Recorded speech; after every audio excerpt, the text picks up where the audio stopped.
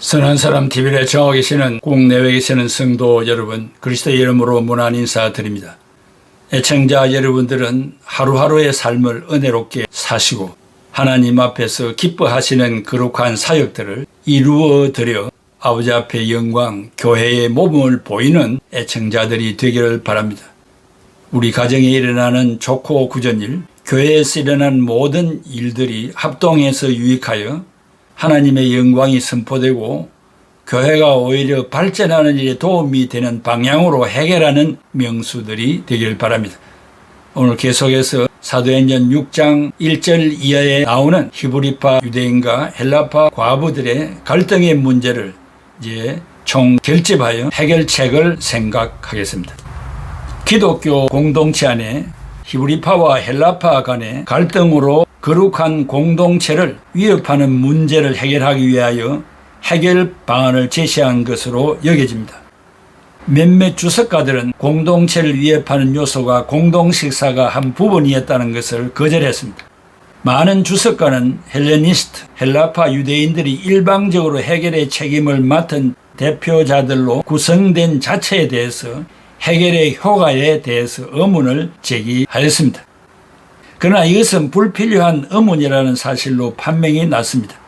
7사람이 헬레니스트로 불리지 않을 뿐만 아니라 그들의 이름이 헬레니스트였을 것이라고 추측하는 것을 요구치도 않았습니다. 7사람 모두가 헬라식 이름을 가지고 있지만 이 사실이 결정적인 증거는 아닙니다. 캐드베리는 이런 헬라식 이름을 한편으로는 부분적으로 이중 언어자들이었던 팔레스틴 거주 유대인들에 의해 지칭될 수 있었고 또 다른 한편으로는 비유대인들에 의해서 지칭될 수 있었다고 했습니다.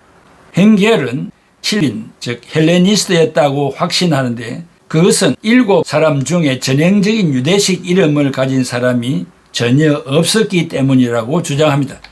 그러나 사도행전 기사를 다른 시각을 가지고 접근한다면 다른 방법으로 해결책을 모색할 필요가 있었습니다. 매일 구제에 대한 문제는 진지한 관심을 필요로 한 문제임이 분명해집니다.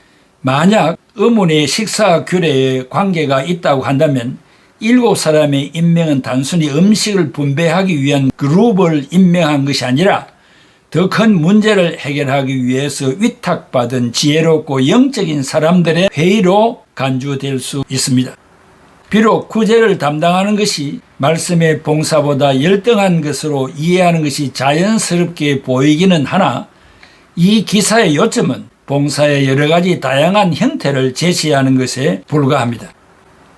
스데반이 식사 봉사를 하였다는 기사를 찾기가 어렵습니다. 사도들은 자기들 대신 식탁 봉사를 담당할 7명의 지도자를 선택할 때 조건이 제시되었습니다. 내적으로 지혜와 믿음과 성령이 충만한 사람과 외적으로 칭찬받는 사람이었는데 모두가 디아스포라 출신의 유대인이었습니다. 단지 니골라만이 안디옥 출신이었습니다. 팁으로 니골라 당이란 초대교회에 침투한 이단의 일파인 니골라 당은 하나님을 신앙한 후에는 무슨 행동을 하여도 죄가 되지 않는다는 도덕 폐기론과 무율법주의, 즉 율법 무용론을 주장하였습니다. 니골라가 이 당의 창시자였다고 전해집니다. 초대교회는 히브리파 유대인, 즉 사도들에 의해서 유지해왔으나 문제가 생기자 헬라파 유대인들에게 기회를 주어 문제 해결을 하게 하였고 대변의 기회도 주었습니다. 이것은 경쟁적인 관계가 아니라 상호 보완적인 관계였으며 12사도들은 7명에게 기도하고 안수하여 임명하였습니다. 사도행전에서는 7사람을 집사, 디에코노스, 디컨이라는 말로 표현한 일은 없다고 재차 말하거니와 봉사를 의미하는 디에코니아, 봉사에서 나왔기 때문에 집사라고 부르기도 합니다. 문제는 사도행전의 집사라는 명칭은 사용하지 않았을 뿐만 아니라 이후에 이들의 행적이 구제 문제에만 국한되었다는 기록이 전혀 없습니다. 오히려 7사람은 감독들과 똑같은 위치에서 활동했습니다. 분명하게 스데반과 빌립이 보여주는 예를 볼 때 7사람에게 말씀 전하는 것이 금지되지는 않았습니다.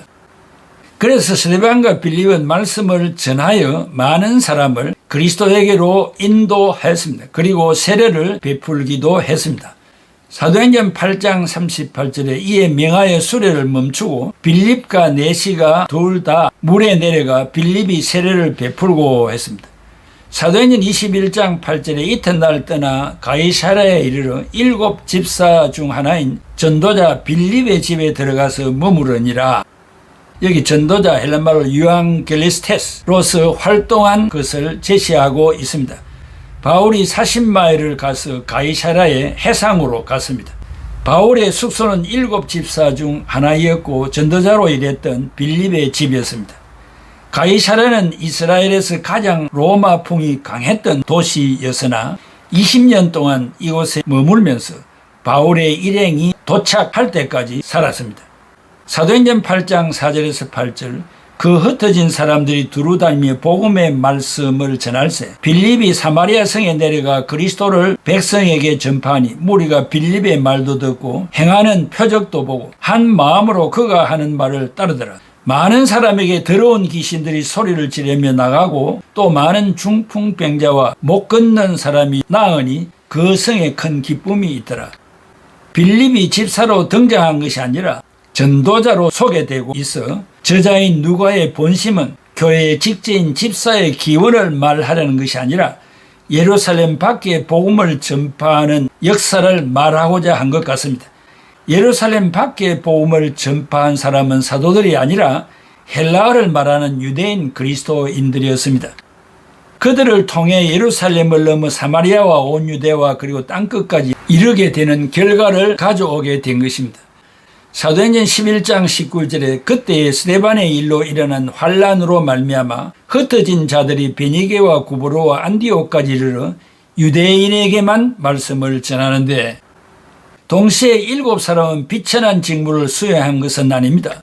그들은 공동식사와 헬라파 과부들이 공동식사에서 죄됨으로 야기된 교회의 평화를 위협했던 심각한 난제들 중에서 한 문제를 해결하기 위해서 위촉을 받았던 것입니다.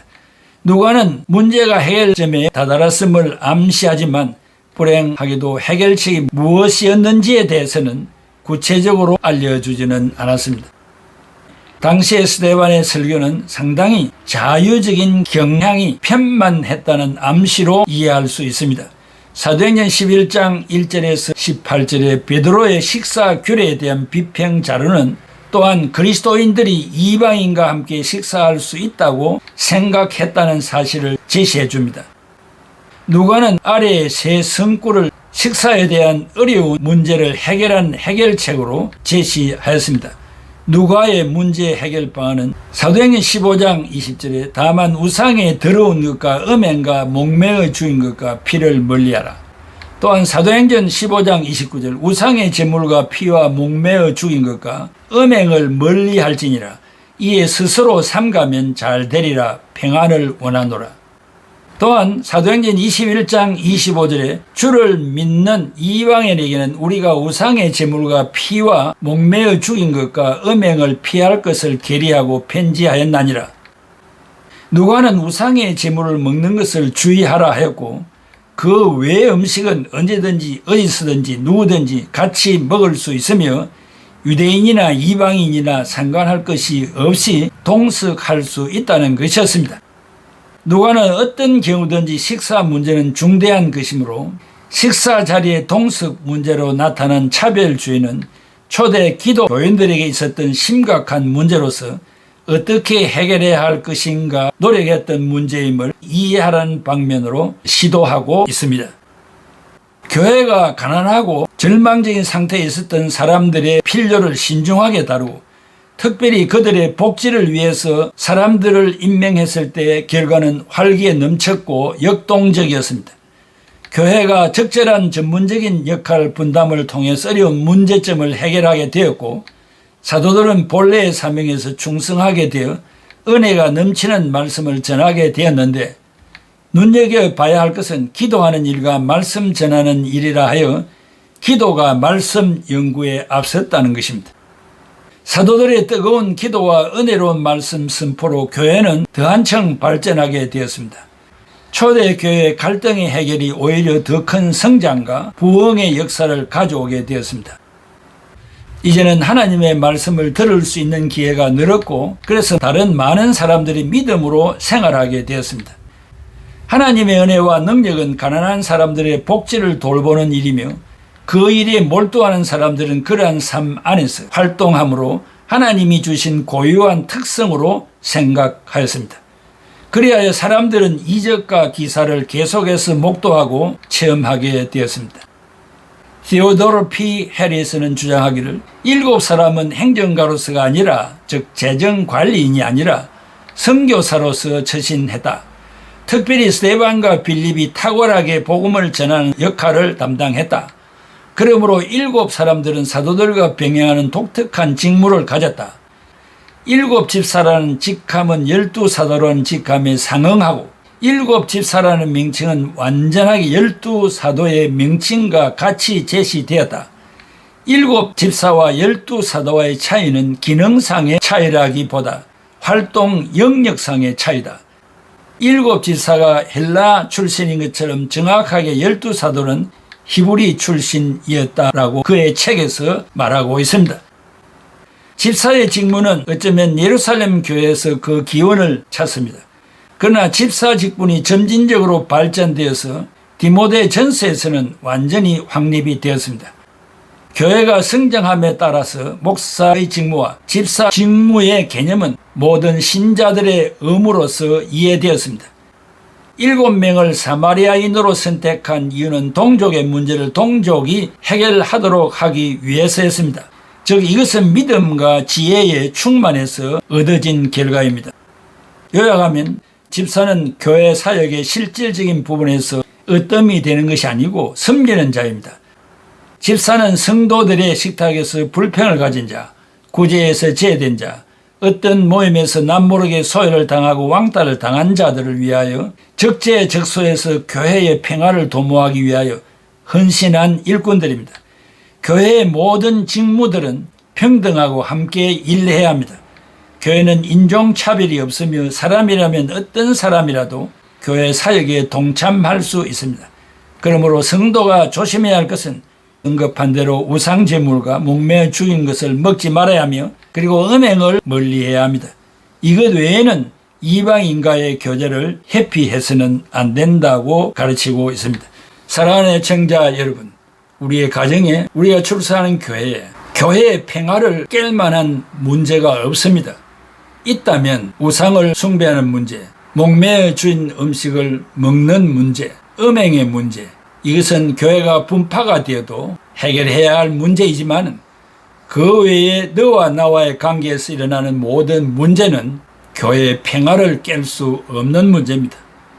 이선 예수 그리스도께서 말씀하신 그대로 예수님이 친히 집사가 되셔서 이러한 모든 문제를 해결하시고 평화의 기수로 이 땅에 오셨습니다. 그 평화를 깰 수 있는 인간적인 문제는 없습니다.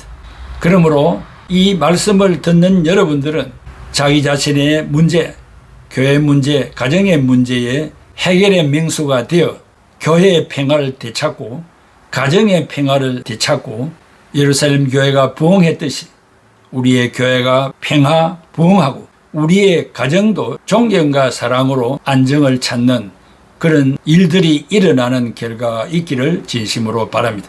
기도하겠습니다. 고마우신 아버지 하나님, 은혜와 사랑을 감사합니다. 좋은 말씀 듣게 해주시니 감사합니다. 한 귀로 듣고 한 귀로 흘러버리지 않게 하시고, 어느 곳에 우리가 살든지 누구를 만나든지 그곳에서 평화를 깨는 일에 동참하지 않고 평화를 해결하는 기수들이 될 수 있도록 하여 주시고, 이것은 인간의 힘으로 할 수 없으니 성령의 도움을 받아서 누가가 우리에게 교훈한 그대로 하나님이 주신 그 계율 외에는 평화를 깨야 할 문제가 아님을 우리가 알고 그것을 희생으로 잘 감수하고 해결하여서 이 세상 사는 날 동안에 우리가 있는 곳에는 평화 외에는 존재하지 않도록 앞장서는 애청자들이 다 되게 하여 주옵소서. 예수 그리스도의 이름으로 기도하옵나이다. 아멘. 죄악에 썩은 내 육신을 주님이 쓰시려 했네. 덫에 걸려있는 몸 주님이 쓰시려 했네. 속죄하는 손 치유하시고 속죄하는 발 치유하셨네. 새 생명 얻은 이 몸 다 바쳐 주님께 영광 돌리리. 몸을 놓치란 내 육신을 주님이 쉬게 하셨네. 십자가 보혈 증거하라고 주님이 살리셨네.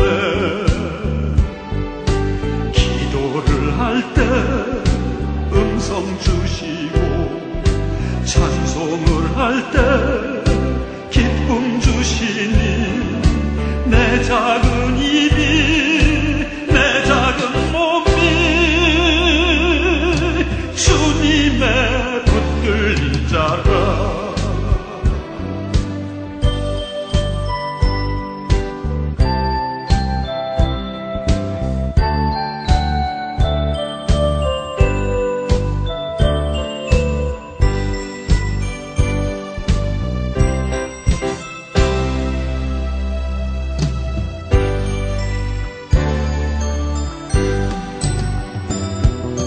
평생 갚아도 빚진 자 되어 주님의 빚진 자 되어